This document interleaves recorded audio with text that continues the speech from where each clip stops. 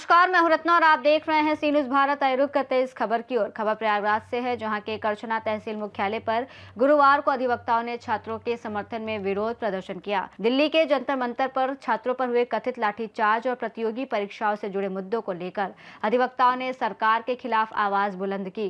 करछना तहसील के वरिष्ठ अधिवक्ता ध्रुवराज सिंह के नेतृत्व में बड़ी संख्या में अधिवक्ता सड़क पर उतरे और करछना बाजार में प्रदर्शन करते हुए छात्रों के समर्थन में नारेबाजी की।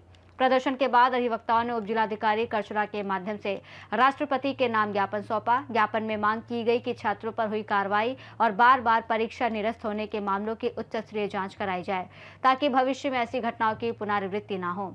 अधिवक्ताओं का कहना है कि प्रतियोगी परीक्षाओं में पारदर्शिता बेहद जरूरी है और छात्रों के भविष्य के साथ किसी भी तरह का खिलवाड़ स्वीकार नहीं किया जाएगा। इस दौरान अधिवक्ताओं ने सरकार की नीतियों पर सवाल उठाते हुए आरोप लगाया कि सरकार जनता और छात्रों की समस्याओं का समाधान करने में विफल रही है। उन्होंने जिम्मेदार मंत्रियों से इस्तीफे की मांग भी उठाई। हमारे देश के नौनिहाल बच्चे जो कॉपी किताब उठाकर शिक्षा लेने जाते हैं, लेकिन इस जो प्रधान है यहाँ का शिक्षा मंत्री धर्मेंद्र प्रधान, इसकी नाकामयाबी की वजह से 157 बार पेपर लीक हुआ। बताइए क्या कहेंगे जिस तरह बच्चों को पीटा गया। जिन घरों में जिनके माँ बाप अपने बच्चों को मेहनत शिक्षा कराते हैं, घर द्वार बेच देते हैं, गहना गुड़िया बेच देते हैं, लेकिन जब पेपर लीक हो जाता है उनके दिलों से पूछो क्या गुजरती है। 3 साल 4 साल पढ़ते हैं और इम्तिहान में बैठते हैं तो पेपर लीक हो जाता है। क्यों एक बार हुआ या 2 बार हुआ, जब बार बार लीक होता है एक 7वां बार। इसका मतलब ये है कि सरकार का उसमें हाथ है। बिल्कुल धर्मेंद्र प्रधान का हाथ है। अपने बच्चों को पढ़ाने के लिए वो पेपर लीक कराते हैं। सब बच्चों ने सोचा कि इसका हल नहीं होगा। ताजुब की बात है, जब यहाँ का ये विधायक, यहाँ के जो सांसद हैं, यहाँ के लोग वोट मांगने आते हैं, आप वोट मांगते हैं, बढ़िया बात करते हैं, लेकिन जब दिल्ली में जाते हैं तो आपकी बात भूल जाते हैं। हम आपसे कहना चाहेंगे कि अगर ये विधायक नौटंकी बात, ये सांसद आपके क्षेत्र में घुसे तो आप उनसे हिसाब ले लेना। इस समय मैं मौजूद हूं प्रयागराज जनपद के करछना तहसील में। आज हम बता दें कि जिस तरीके से दिल्ली में जंतर मंतर में लगातार जो छात्र प्रदर्शन रहा, उसके बाद लाठीचार्ज हुई है, उसके विरोध में देखिए हमारे साथ अधिवक्ता संघ मौजूद है, जो करछना तहसील से आज धरना प्रदर्शन देकर के ये प्रदर्शित किया है कि छात्रों के साथ जो हो रहे अन्याय को लेकर के अब वकील भी सामने खड़े हो गए हैं। आइए हम बात करते हैं किस तरीके की जानकारी है और क्या कहना चाहेंगे। सबसे पहले सी न्यूज़ भारत में स्वागत है आपका। क्या कहना चाहेंगे जिस तरीके से आप लोगों ने धरना प्रदर्शन दिया है, सड़कों पर उतर करके नारेबाजी की है छात्रों के समर्थन में और सरकार के विरोध में, क्या कहना चाहेंगे? मेरा ये कहना है कि जो छात्र वहाँ बैठे हैं वो सब किसी घर के बेटे हैं, पढ़ने वाले हैं, उनके माँ बाप ने बड़ा मेहनत करके उनको पढ़ाया है, लेकिन जब 157 बार पेपर लीक हो जाए तो उनका भविष्य चौपट हो जाता है। वो अपनी मांग के लिए वहाँ बैठे थे। वो यही कह रहे थे कि आप धर्मेंद्र प्रधान को हटाइए। क्या वजह है कि धर्मेंद्र प्रधान कौन सी कड़ी है, क्या कमजोरी प्रधानमंत्री जी के हाथ में है कि वो उसे हटा नहीं रहे हैं।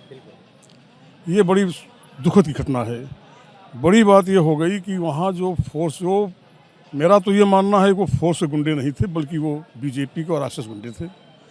उन लोगों ने बर्बरतापूर्वक लाठीचार्ज किया। यहाँ तक उन बच्चियों को नहीं छोड़ा जिनकी उम्र 13 साल की थी, 12 साल की थी, 8 साल की थी। वो क्या, उनको मारने पर उनको क्या मिला, सच्चाई क्या है ये तो नहीं पता है, लेकिन जो छन कर रिपोर्ट आ रही है वहाँ से 30-32 लड़के गायब हैं।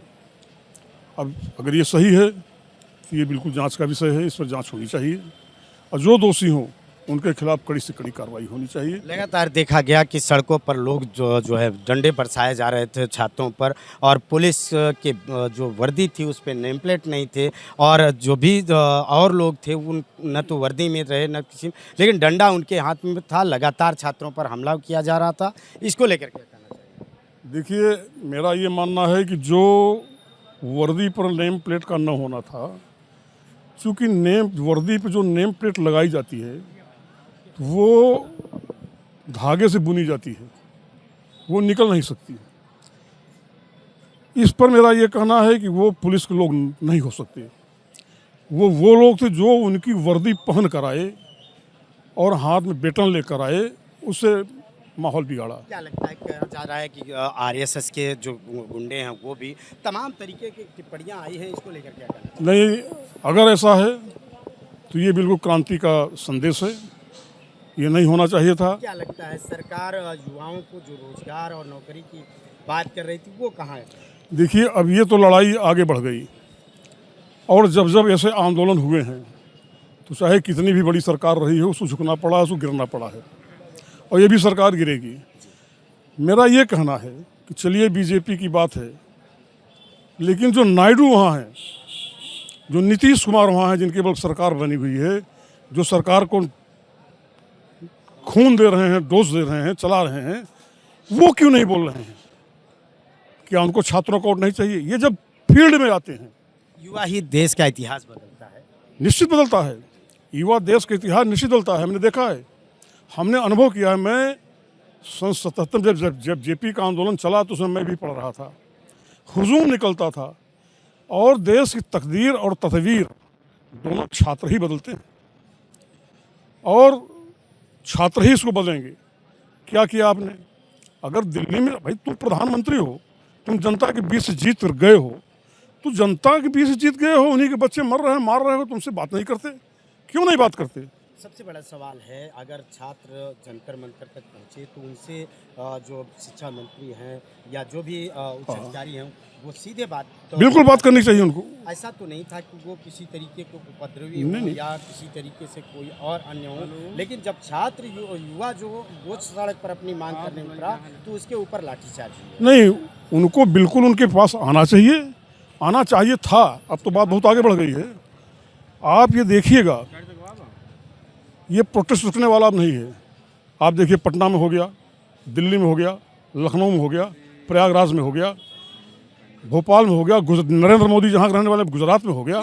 जो छात्रों के ऊपर लाठी भांजा गया, क्रूरता अपनाई गई, निरंतर ये निंदनीय है। ये सरकार बैठे लोग कहते हैं कि हम महिलाओं को आरक्षण दे रहे हैं, बहन बेटियों के ऊपर लाठीचार्ज हो रहा है, गला दबाया जा रहा है, उनको बॉडी को स्पर्श किया जा रहा है, लेकिन ये सरकार जो बैठी है बोलने के लिए तैयार नहीं है कि हाँ ये गलत हो रहा है, आंख मूंद कर बैठी है। हम मुद्दे की कर रहे हैं। इस वक्त जो है दिल्ली में जो प्रदर्शन हुआ है जंतर मंतर में, छात्रों के साथ जो मारपीट हुई है उसको लेकर क्या कहना चाहेंगे? अभी तक मंत्री जी जो है इस्तीफा नहीं दिए हैं, लोगों की मांग है और आप अधिवक्ता संघ भी आज सड़कों पर उतरा है, तो क्या आप कुछ लेकर के उतरा है? अधिवक्ता संघ छात्रों के साथ में है, उनके साथ में संघर्ष करता रहेगा। जो अधिवक्ता छात्रों के साथ मिलकर काम कर रहे हैं, हर बच्चे जो पेपर लीक का मामला है इसको बहाल किया जाए और छात्रों की मांग पूरी की जाए। ठीक है, बिल्कुल। तो जिस तरीके से ये घटनाक्रम पूरा रहा है दिल्ली के जंतर मंतर में, जिस तरीके से लगातार प्रदर्शन चल रहा है और छात्रों के साथ लाठी बांधी गई है, पुलिस बल का प्रयोग किया गया है, कई छात्र जो है गंभीर रूप से घायल हैं, कुछ का पता नहीं है बताया जा रहा है, तो इसको लेकर क्या कहना चाहेंगे? इस पर देखिए, भाजपा सरकार पूर्ण रूपेण तानाशाही रवैये में है। जैसे ये घटनाक्रम पूरा रहा है दिल्ली के जंतर मंतर में, जिस तरीके से लगातार प्रदर्शन चल रहा है और छात्रों के साथ लाठी बांधी गई है, पुलिस बल का प्रयोग किया गया है, कई छात्र जो है गंभीर रूप से घायल हैं, कुछ का पता नहीं है बताया जा रहा है, तो इसको लेकर क्या कहना चाहेंगे? इस पर देखिए, भाजपा सरकार पूर्ण रूपेण तानाशाही रवैये में है। जब से आंदोलन हो रहे हैं इनकी सरकार में, किसानों ने आंदोलन किया, 750 किसान मारे गए, एमएसपी आज तक लागू नहीं हो पाई, बहुत देर में आए और इन्होंने कहा भी, और आज तक एमएसपी इन्होंने लागू नहीं किया। उन्हीं किसानों के बच्चे जब नीट की परीक्षा देते जाते हैं, सारे लोग केसीसी के कर्जदार भी हैं, केसीसी भी नहीं माफ़ हुई। जहां चुनाव होता है, सुनिए एक मिनट, पहले बात सुनिए। मोदी जी की हम लोगों ने कुछ सोच समझ करके उनको बनाया। प्रधानमंत्री बनने के बाद जो हिटलर शाही मोदी जी की है, ऐसी हिटलर शाही मैंने किसी प्रधानमंत्री की देखी नहीं है आज तक। प्रधानमंत्री जी किसी भी आंदोलन में हिटलर शाही की ही वजह से आप नहीं जा रहे हो, जनता के द्वारा चुने गए हो, जनता के हित के लिए हो और जनता की ही बात आप नहीं सुन रहे हो। एक भी पेपर अभी तक जितने भी परीक्षाएं हुई हैं सभी परीक्षाओं में पेपर लीक हुए। एक भी परीक्षा इनके शासनकाल में सही सुचारू रूप से नहीं हो पा रही है। क्यों नहीं हो पा रही है? उस पर नियंत्रण आप नहीं करोगे तो कौन करेगा? छात्र आंदोलन करे वो लाठी खाए, ये कहाँ का निर्णय है? छात्र आंदोलन करे तो लाठी खाए, किसान आवाज़ उठाए तो वो लाठी खाए, जनता आवाज़ उठाए तो वो लाठी खाए। यह क्या है? यह पूर्ण रूपेण इनका तानाशाही रवैया है। 2027 में किस तरीके नहीं, इनकी कहीं सीट एक भी खाता नहीं खुलेगी। और स्वयं वाजपेयी की भाजपा का समर्थककार हूँ। अटल बिहारी वाजपेयी एक ऐसे व्यक्ति थे जिन्होंने भाजपा को यहाँ खड़ा किया, और इन लोगों ने क्या किया कि उनकी सरकार को रौंदते हुए गृह मंत्री और प्रधानमंत्री केवल 2 ही सांसद बोलेंगे, बाकी के लोग केवल सुना करते हैं। साथ लाठीचार्ज हुए, क्या कहना चाहेंगे इसको? इस पे मैं यही बताना चाह रहा हूँ समस्त अपने साथियों के द्वारा कि ये गलत हुआ है।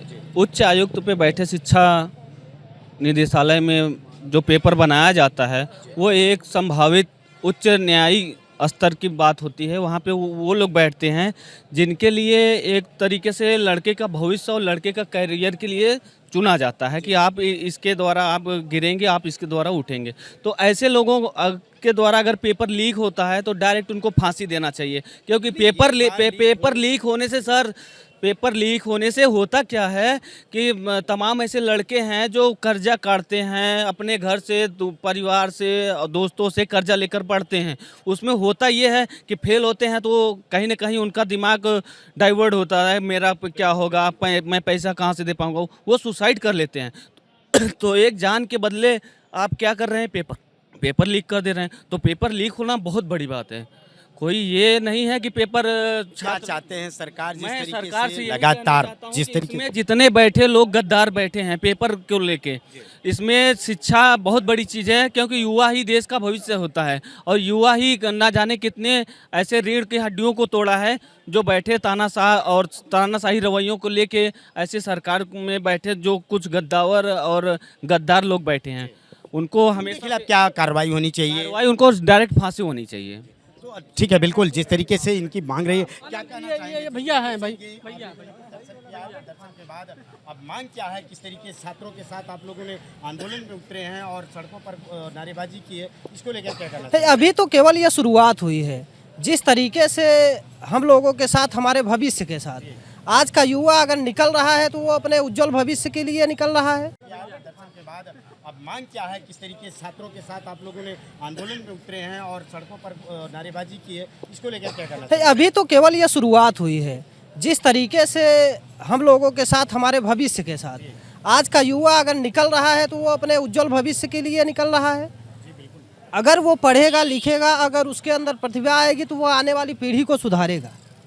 लेकिन हमारे जब भविष्य नीट परीक्षा लगातार जो है लीक आउट करके परिणाम जो है वो कहा जा रहा है कि लीक हो जा रहा है और उसको निरस्त कर दिया जा रहा है, तो इसको लेकर क्या योजना है किसी की, या छात्रों को लाइक नहीं कर रही सरकार, उनको नौकरी नहीं देने की मूड में है? बिल्कुल केवल हमें और आपको केवल घुमाने का कार्य किया जा रहा है कि आप लगे रहो।